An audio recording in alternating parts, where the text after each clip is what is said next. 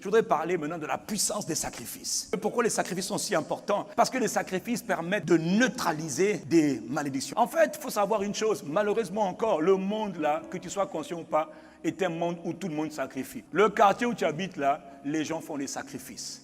Les sacrifices à des faux dieux, les sacrifices à toutes sortes d'esprits. On n'est pas conscient. Même quand tu dors, les gens font des sacrifices. Les gens se lèvent tôt, ils font des sacrifices. Leur vie est une vie de sacrifice. Ils passent leur temps à offrir des sacrifices. Certains font des sacrifices des bœufs, d'autres des sacrifices de poulet, d'autres des sacrifices humains. Dis amen, parce que c'est la vérité. Ils sacrifient toutes sortes de choses. D'où viennent ces choses-là? Où est-ce qu'ils ont appris à sacrifier? C'est un principe spirituel. Le peuple d'Israël était un peuple qui adorait Dieu, qui louait Dieu, qui chantait pour Dieu, qui dansait pour Dieu. C'est vrai. Mais c'était surtout un peuple qui comprenait la culture de l'action de grâce à travers les sacrifices. Il savait que pour dire merci à Dieu, il ne fallait pas seulement chanter, il ne fallait pas seulement danser, il ne fallait pas seulement sauter, il ne fallait pas seulement taper les mains. Non, il fallait apporter à Dieu ce qu'on appelle des... Je te dis ces choses pour que ton cœur soit en paix, pour que ta vie aille de l'avant. Parce qu'aujourd'hui, tu es limité.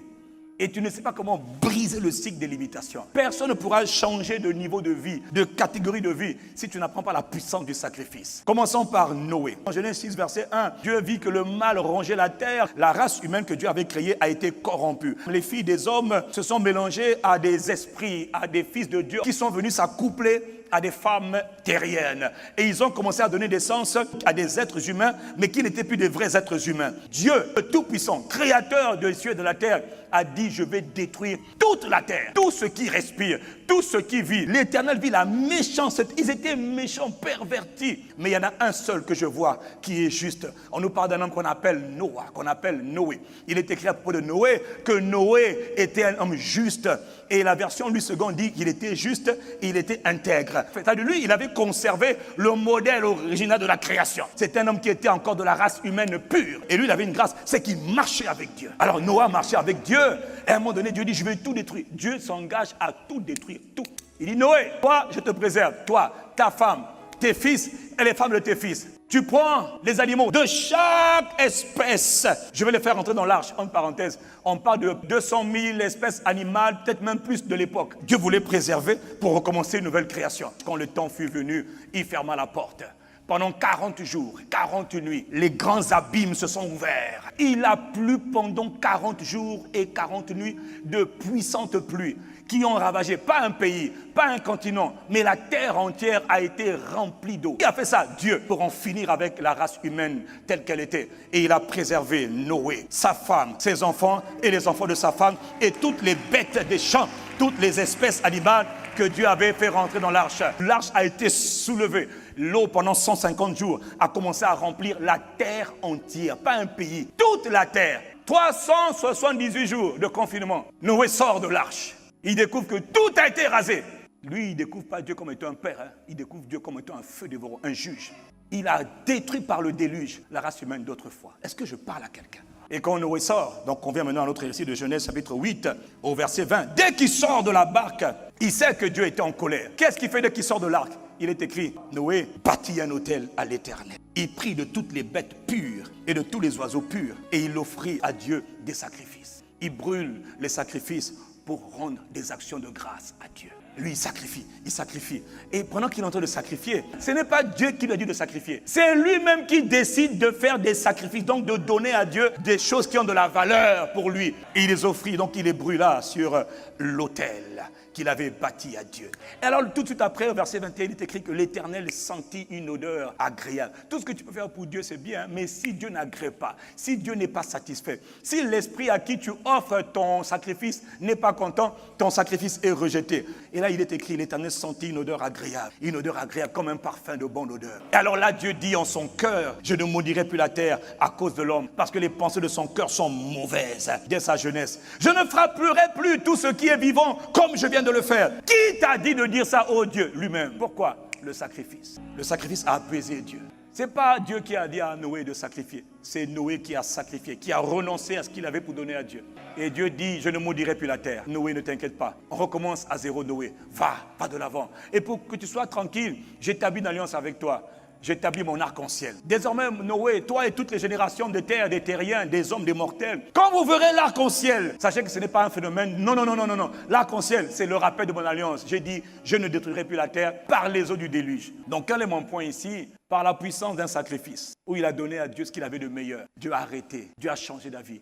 Et Dieu s'est engagé pour dire, ton sacrifice de bonne odeur me plaît, me touche. Le monde est un monde de sacrifice. Donc comment par un sacrifice, Noé, en vérité, nous a toi et moi protégés?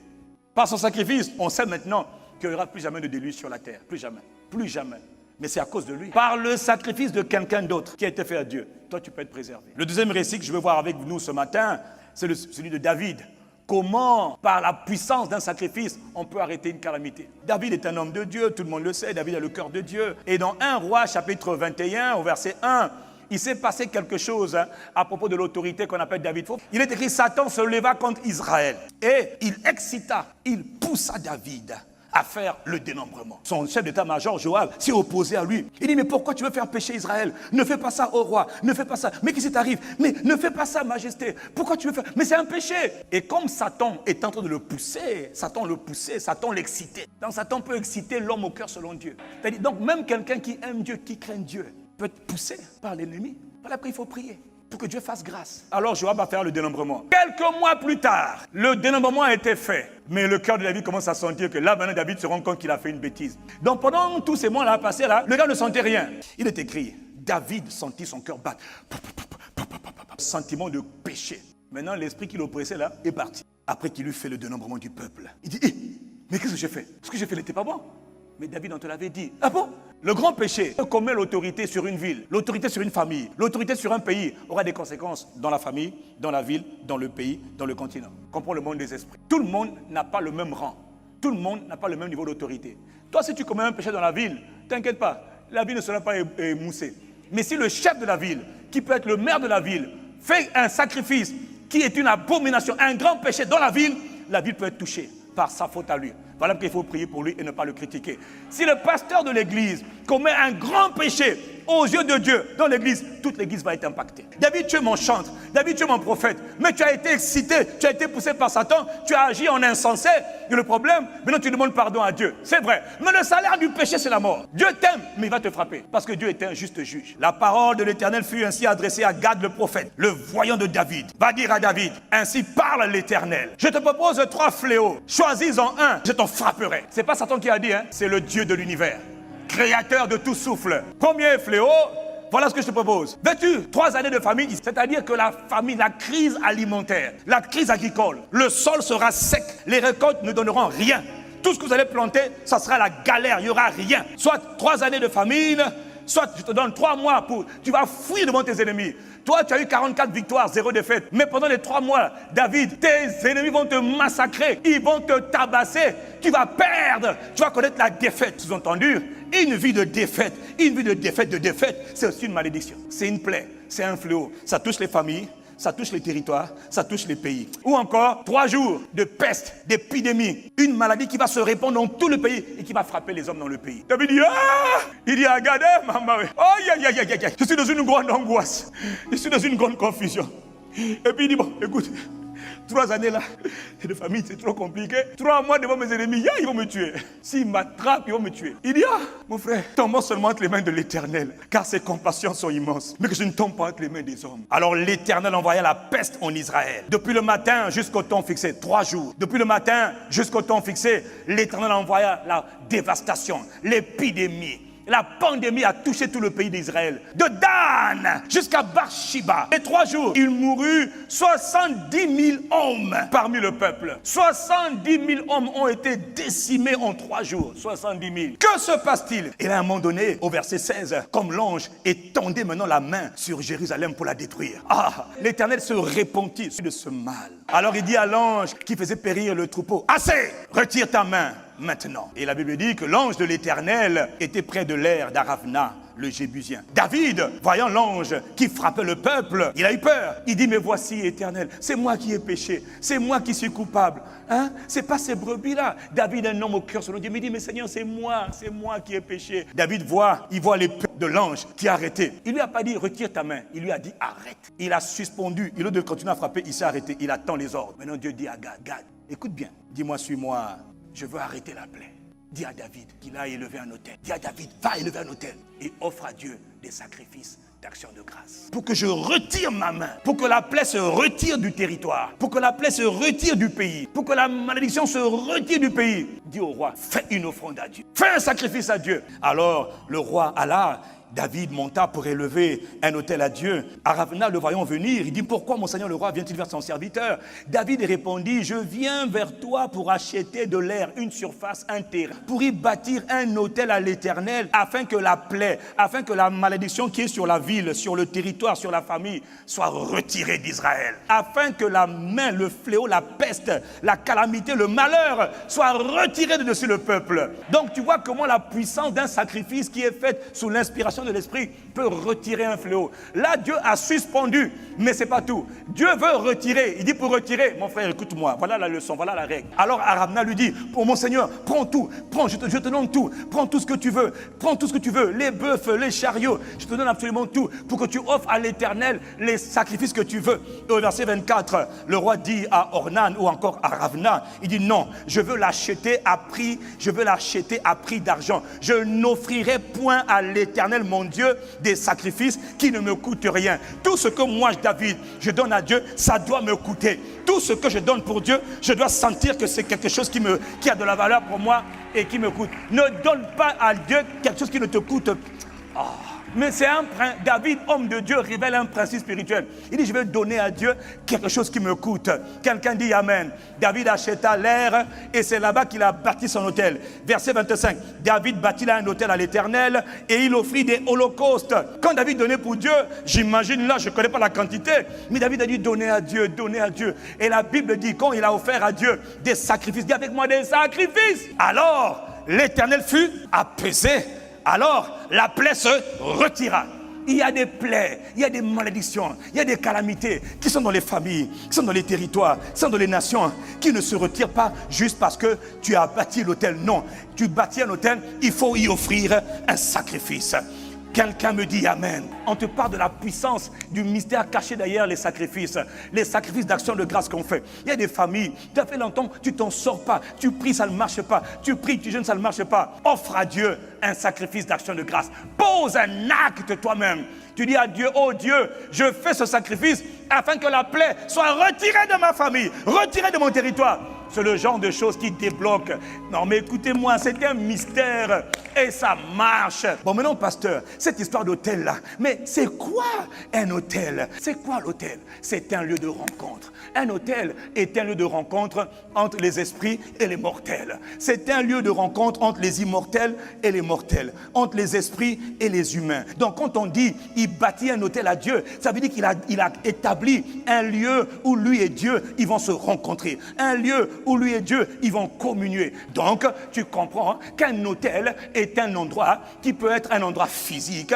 L'église par exemple est un hôtel. Ici nous sommes dans un hôtel. Ce bâtiment est un hôtel parce que des hommes se rassemblent pour rencontrer Dieu, pour connecter Dieu, pour communier avec Dieu. Ta maison là où tu habites peut aussi devenir un hôtel par la qualité de ta vie spirituelle. Si tu décides de devenir un homme de Dieu, de devenir un vrai enfant de Dieu, commencer à marcher avec Dieu, commencer à t'attacher à Dieu. Si tu décides que ta maison sera un endroit où de ta maison vont s'élever des prières, des adorations, des louanges, des chants de triomphe, des chants de gloire. Si tu décides de faire de ta maison, même de ta chambre, même de ton salon, même de ta cuisine, pendant que tu es en train de faire à manger,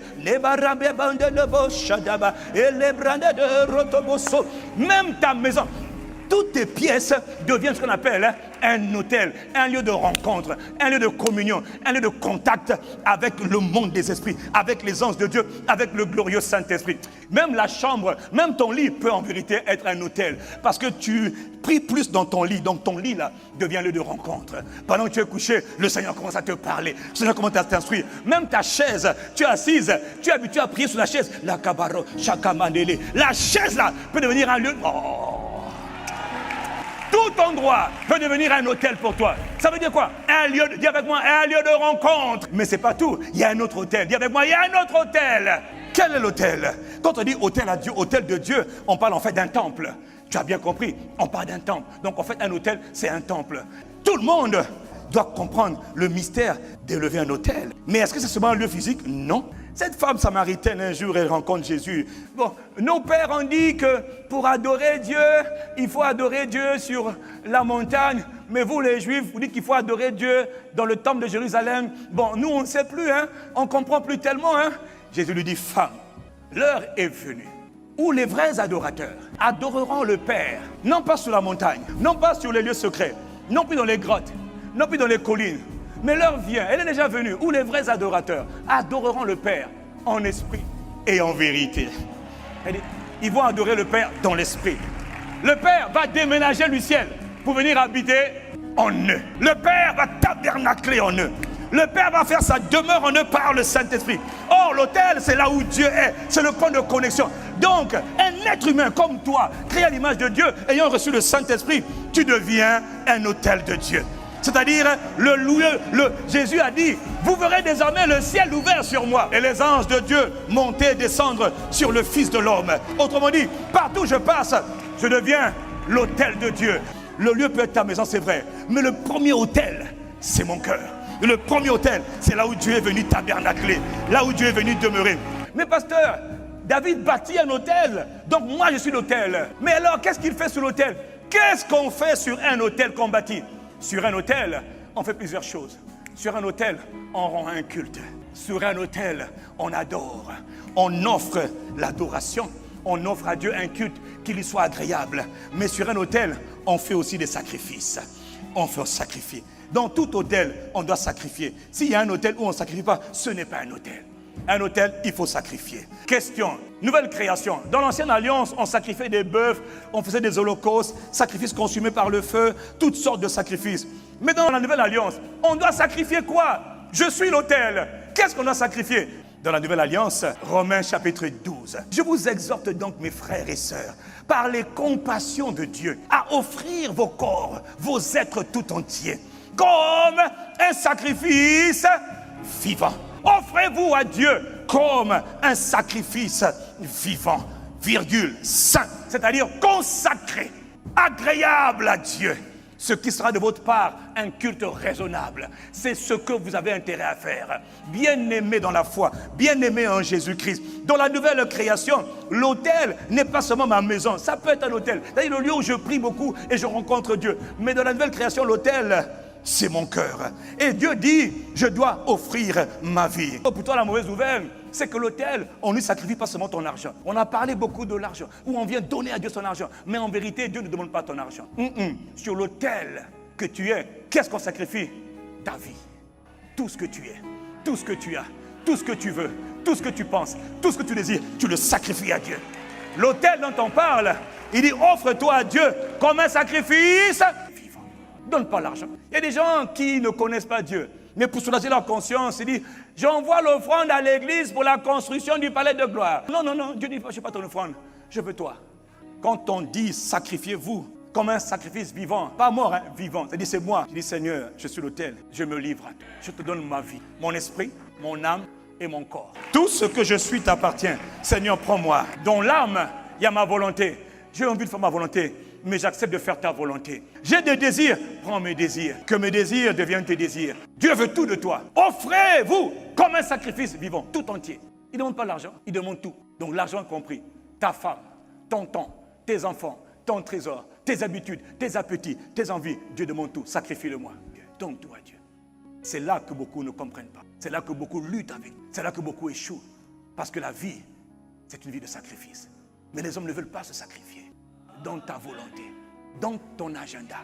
Donne ton ambition à Dieu. Qu'il fasse son ambition à travers toi. Donne ta carrière à Dieu. Donne à Dieu tout. Toi, tu ne veux pas. Est-ce que je parle à quelqu'un?